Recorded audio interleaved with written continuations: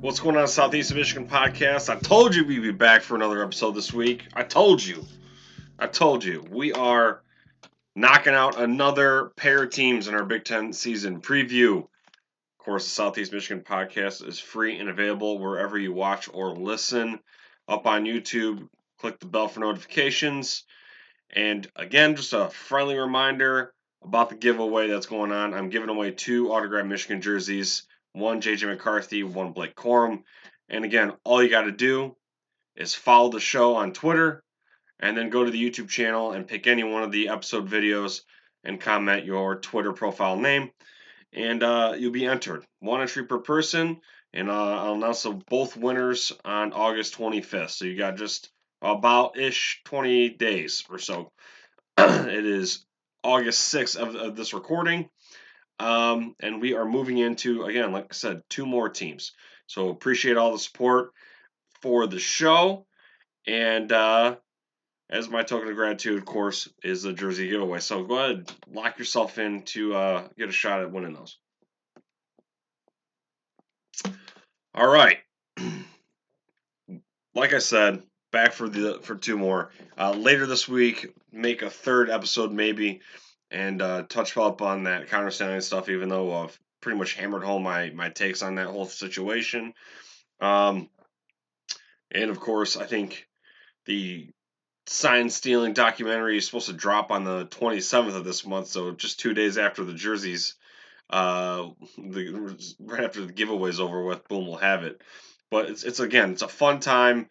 August is a super busy month, right, for just about every football fan, and it's exciting. All right, let's get into our first team of the night, and we are at Piscataway. We're doing Rutgers and Penn State, okay?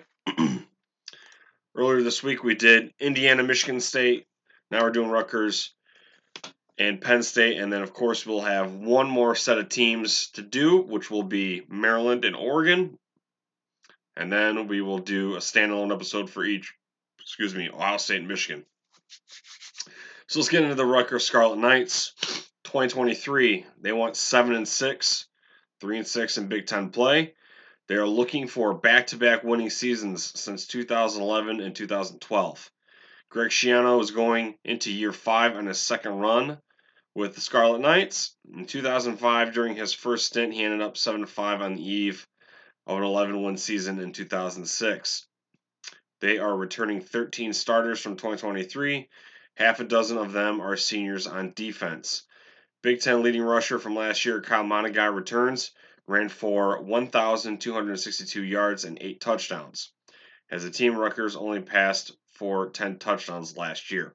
So, obviously, they have an identity, but even if that is your identity, you're playing in the Big Ten, you're Rutgers, you want to elevate 10 passing touchdowns. You need more than that. So, again, in the last episode, I had mentioned, I do kind of look at the quarterback situation as kind of a downgrade going in this year, with Wimsatt leaving, but you want more out of that position. Let's get into their key losses. Quarterback, again, Gavin Wimsatt transfers to Kentucky. Wimsatt originally from the state of Kentucky, so kind of going back home there. And defensive back Max Melton, drafted 2nd round to the Arizona Cardinals, racked up 8 interceptions as a Scarlet Knight with 114 career tackles. Productive boy there. Defensive lineman Renee Kanga transfers to Louisville. Kanga played in 10 games last season. Key additions. Offensive lineman Shedrick Rhodes transfers from Ohio.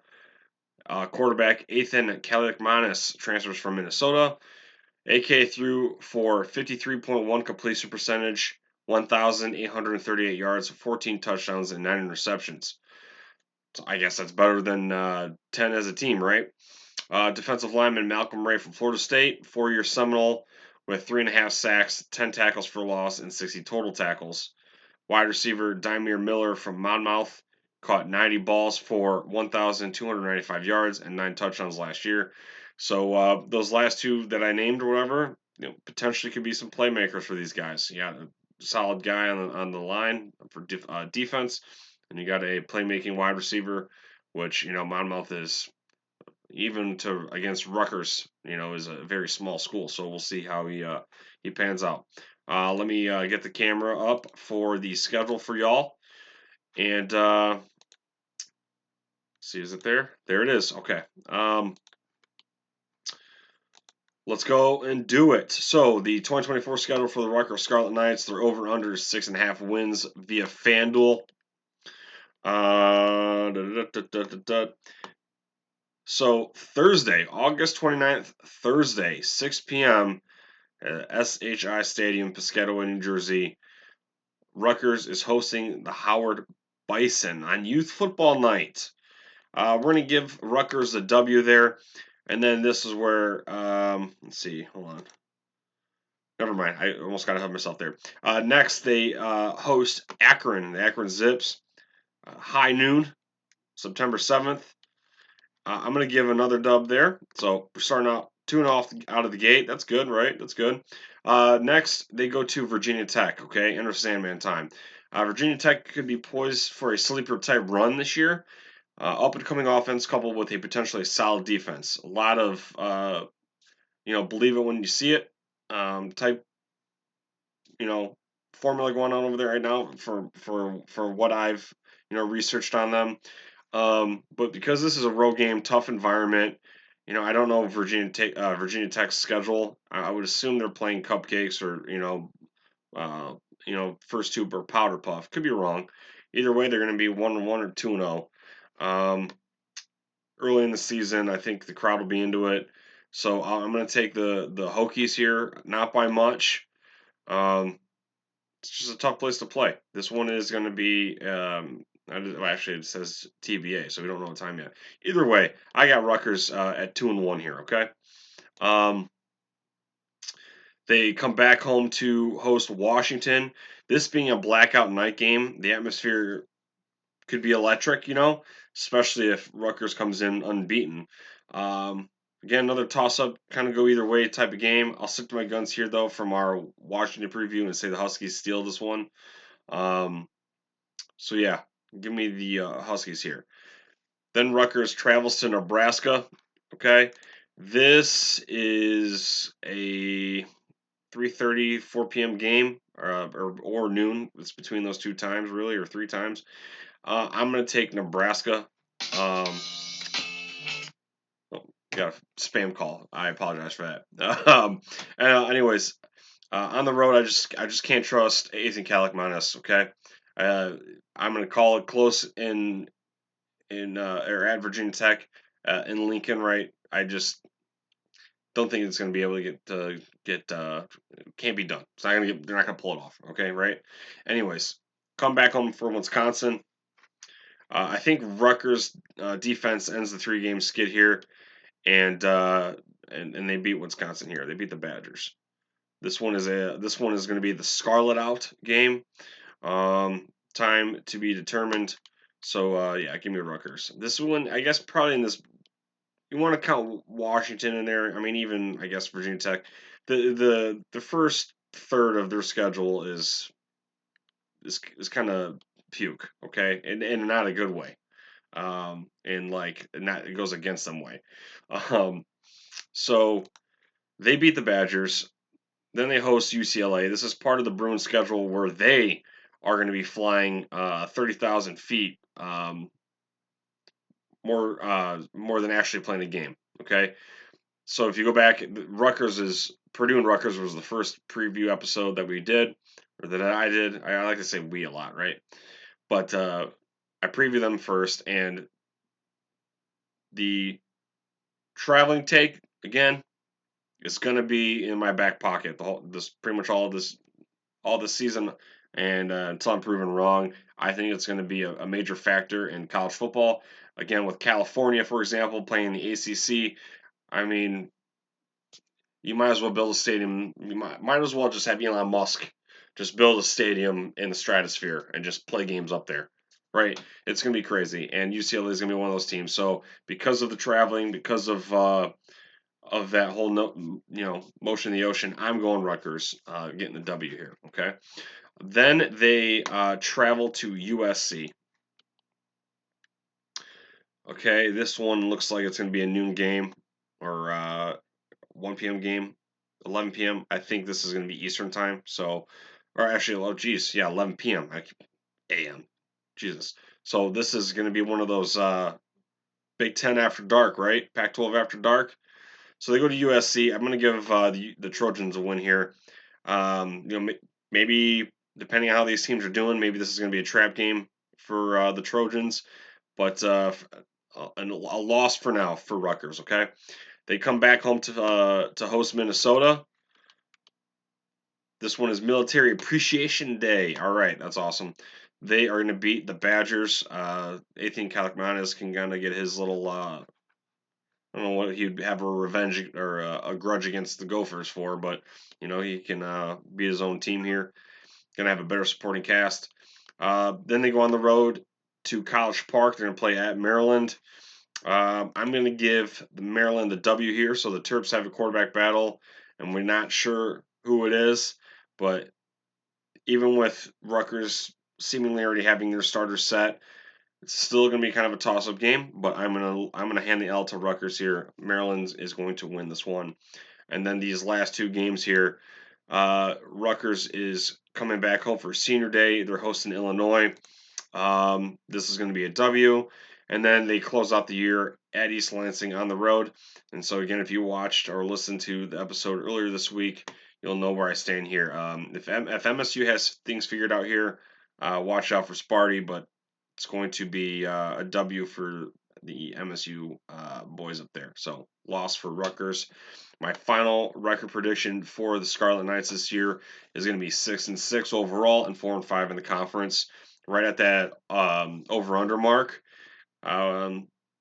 Quarterback play here could be a potential three win, 3-loss swing. Okay, so you've heard me already mention it right here. The Nebraska game um, maybe the Maryland game, right? MSU game. There's like 3 or 4. Okay, depends on how under center's working out for these guys. So they are only going to win 4 games in the conference. That is going to be Wisconsin, UCLA, Minnesota, and Illinois. The rest are losing. So 6-6 for the Scarlet Knights. And I know a lot of people are kind of like putting them in their dark horse category. Really, to me, it's just going to come down to travel and playing Washington, really. Um, but we'll see. Okay. When we come back, we are going to be chit-chatting the uh, Penn State and Nittany Lions. Jesus, I lost my train of thought there. Don't go nowhere.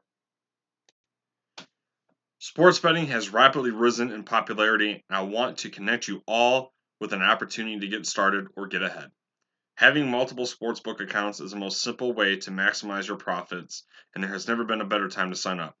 When you visit my page, signupexpert.com/southeast, you'll be connected to all the sportsbooks in your region, along with a review of each platform and its unique benefits. All of these sportsbooks have valuable sign-up offers for new users, and when you register through my link, you automatically receive the top offer at each one. When you use multiple sportsbooks, you ensure that you can always access the best available odds, which is key to successful sports betting. If you want to take advantage of these benefits and support our brand, please consider signing up for your next sportsbook at signupexpert.com/southeast.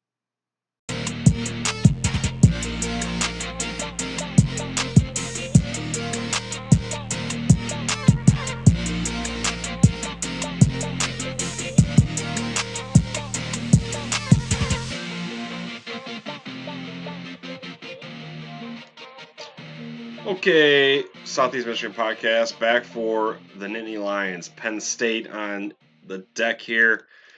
Fun team to look at, right? Penn State expected to be one of the top contenders in the conference again. And let's see here. I don't want to put that up yet. Hold on a second. Hold on. All right. Where are we at? Okay, there we go. I got the Wikipedia up, right? I mean, I'll put that up here in a second. But let's get into the notes. All right, so 2023, Penn State, 10-3 overall, 7-2 in the conference. This year they got a soft beginning part of the schedule that toughens up in the middle and slightly tapers off. New offensive and defensive coordinators. James Franklin is 4-16 versus Michigan and Ohio State, 3-17 versus top 10 teams. Feel like I'm talking about a Jim Harbaugh stat. The three, or yeah, the three top 10 teams, top 10 teams Franklin beat were 2016's Ohio State and Wisconsin, and 2022 Utah. Most of the 27 losses were blowouts. If Drew Aller can put it together, this team could be tough to beat, deep on the D line. So another shout out here to CFB Kings on the socials, I think mostly on Instagram and Twitter. But they did like 3 graphics like this. Only 3 graphics, at least on Twitter, for, how they did the team versus top 10 teams since the college football playoff started. They Ohio State, Michigan, and Penn State, right? So I have them screenshotted in my phone because I thought they were going to keep doing them more, and they didn't. So I only seen 3 of them. So I screenshotted Penn State here, and yeah, 3-17 versus top 10 opponents. So 2014 was a big time L to number 10 MSU. 2015 they had um, blowout losses versus number 1 Ohio State, number 5 MSU, and then I'll just tell you there are 3 wins. So the 2016 year when they went to the Rose Bowl and won that, they beat number 2 Ohio State 24-21, and they beat number 6 Wisconsin 38-31. Michigan still beat them in 2016, but because Michigan fell short to Ohio State, Penn State was able to win the Big Ten. And then their third win was again, yeah, Utah, number 8, 35-21.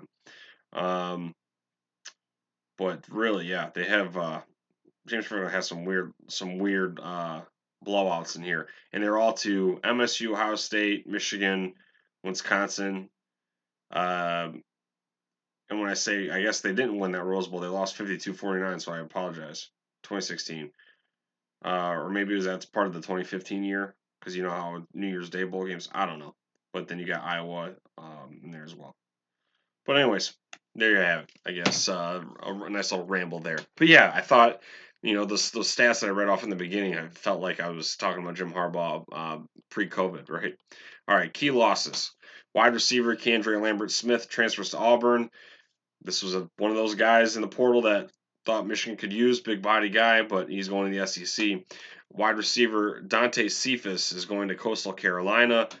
Linebacker Chop Robinson, first round of the Miami Dolphins. Defensive back Kalen King, 7th round of the Green Bay Packers.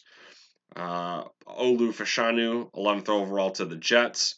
And defensive coordinator Manny Diaz leaves for the head coaching gig at Duke. Key additions.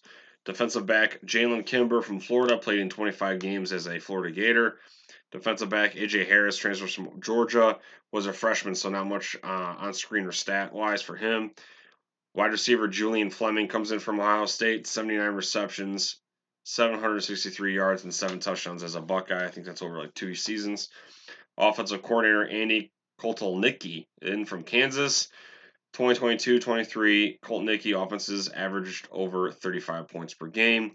Former Indiana head coach Tom Allen is in for DC. All right, now let's get into the Wikipedia thing that I wanted to show you. So they right off the top, Penn State's got West Virginia. Okay, and I wanted to see this because I wanted to say the broadcast last year was like trying to pass this off as like a rivalry, because to me it's not. And it's maybe I'm misremembering, but I feel like they were like, oh yeah, they've been playing forever, which they have. But it's 49-9. Penn State has now won 5 in a row. Last time West Virginia beat Penn State was in 1988, 1984. The thing that's a little skewed there is they played last year for the first time since 1992, so they had a significant time off. But they first did meet back in 1904. So back in the day when they were in the same conference, they played every single season. And once Penn State left the Big East to come to the Big Ten, this matchup went on a cooling period. All right, let's get into their schedule. So 2024 schedule over under 9.5 wins via FanDuel. All right, so West Virginia, right? This game last year was a battle for a minute until Penn State pulled away. West Virginia, I was about to say Western Michigan. West Virginia quarterback Garrett Green is in kind of like a dual threat dude, and with a true full season under his belt, could be a quick test for the Nittany Lions. Penn State by a field goal, I think. Okay, but like watching last year, West Virginia just could not sustain long drives, and Penn State was kind of figuring themselves out. Yeah, it could be misremembering here, but this is how I remember this game going down. So then Penn State pulled away late. West Virginia just could not put anything together long term. All right. So next game on deck is Bowling Green W, Kent State W, Illinois W. Then they are hosting UCLA. This is going to be like UCLA's real true test in the Big Ten. This is going to be the stripe out, and no time to be determined right now, but stripe out Nittany Lions victory here. So we are coming out the gate undefeated. We are 1, 2, 3, 4, 5. We're going to be 6-0 with the win at Los Angeles, or Southern California rather, facing the Trojans. I think perhaps slightly a better Trojan defense is fielded in 2024, but Penn State is just all around better, and I'm going to give Nittany Lions a dub. So we are 6-0, and we go to Camp Randall. So back-to-back road games. This is going to be a nice little meaty part of the schedule for James Franklin and company. Camp Randall is going to be a W as well, and we are undefeated going into this Ohio State game. So this is part of the schedule where I mentioned where it gets a little tough in the middle and then tapers off. So after Ohio State, things get a little, tend to ease off, I think, with the eye test. But this is going to be the helmet stripe game. So not the whiteout, still TBA on time. I'll say this. Penn State has beat Ohio State just 5 times since 2000, okay? Now, Michigan got over the hump. Penn State is still trying to get over the hump themselves, all right? Last time was in 2016 at home by 3 points, 24-21. The Lions lose 3 offensive line starters. I know Drew Aller had a nice TD to interception ratio last year, 25-2. But I got to see it to believe on whether he can go to the next level. Okay, so when he faced pressure or good defenses, that completion percentage, those some of those errant passes were kind of like left you wondering, going, what the hell's he doing? Because when you watch the actual game, sometimes you ask yourself, where he's going with the ball. Maybe the new OC can unlock him, and Ohio State is going to win this in a very, very close ball game, 50-50 damn near. I think this is going to be a toss up, maybe not a toss up, maybe like 51-49, not 50-50. But I think Ohio State can snag this one on the road. Okay, and again, I reserve the right to change my mind. It's August 6th right now when I'm taping this. When we get into this game here, come close to November, maybe Penn State's a fraud. Maybe they're not. Maybe Drew Aller goes into the next tier. Maybe Ohio State is just kind of how like they were last year. I think if Ohio State sits where they were last year and doesn't progress, maybe Penn State could pull it off. We'll see. So Penn State gets their first L in the season hosting Ohio State for the helmet stripe. Okay, now they host Washington for the whiteout. So, welcome to the Midwest, Huskies. Okay, Penn State rebounds to get the W versus Washington. Now you can see here we got 3 games left. We got at Purdue, at Minnesota, and then Maryland for Senior Day. Okay. I'm giving a dub to all 3 of these games. So Penn State goes on a run. They lose to Ohio State, and then they rebound with 4 in a row here. You know, another game here, right here at the end of the year, Maryland, right? Another series where Penn State just absolutely owns. All time leading the series 43-3. That's so unheard of. So unheard of. These teams used to play each other in another conference, right? Now they're playing each other again in the Big Ten. But yeah, 43-3. Real quick, you guys are looking at the screen real quick before I kind of give the nail in the coffin here. Winsipedia. All right. Okay. Apparently, Winsipedia.com. All right, maybe I spelled it wrong the first time. I don't know, but it said website cannot be found. All right, let's look at this real quick. Okay, Penn State, and I'll show you how absurd this is. All right, Penn State, Maryland. So right there on the screen, 43, 1, and 3. Okay, one tie in amongst that. Penn State is actually on a 3-game win streak, so Maryland won back during the COVID year. If you're seeing a screen, all those blue squares are Penn State victories. Gray means tie, red means Maryland. Look at that. That's crazy. First meeting in 1917. They were on a 20-year hiatus. Didn't matter. They played in the 30s a few more times after that. I mean, they played sparingly. It was like a hot and cold streak, right? Almost like how Michigan and Notre Dame play. They are on a stretch, they take a break. They're on a stretch, they take a break.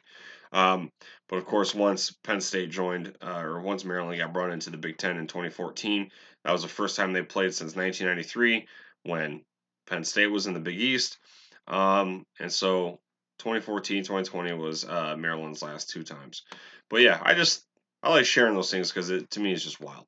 So there you go. You got a 4-game win streak to end out the year. Final record prediction for the Nittany Lions: 11-1, 8-1 in the conference. The only blunder coming to the Buckeyes.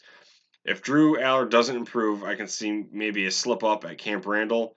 But um, this is a quarterback driven team. I know they got a good defense, but kind of like how I mentioned last episode with MSU.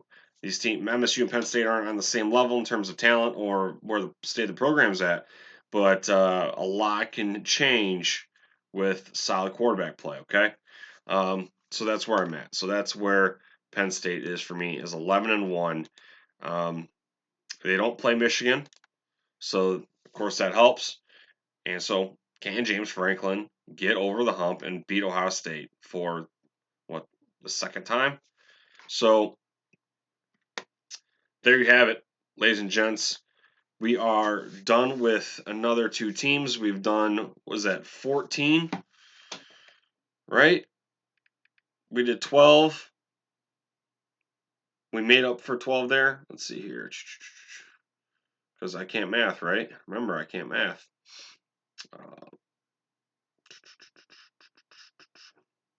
Yeah, it doesn't matter. We done 14 teams. I'm stupid. We got Oregon and, oh, Jesus. Who is it? Oh my gosh. Oregon, Maryland. Duh. We got Oregon, Oregon, Maryland, and then we have Ohio State, Michigan on their standalone episodes. All right. Thank you guys for watching and listening. Again, if you want to hit up that the giveaway to win those jerseys, all the description info will be in that box below, and just click right to there and get yourself entered. Free jerseys, all right? And then also don't forget to sign up to log on to signupexpert.com/southeast. Anytime you want to open up a new account on a different sportsbook or casino app, helps the show. Anyways. Thank you guys. Go Blue. See you next time.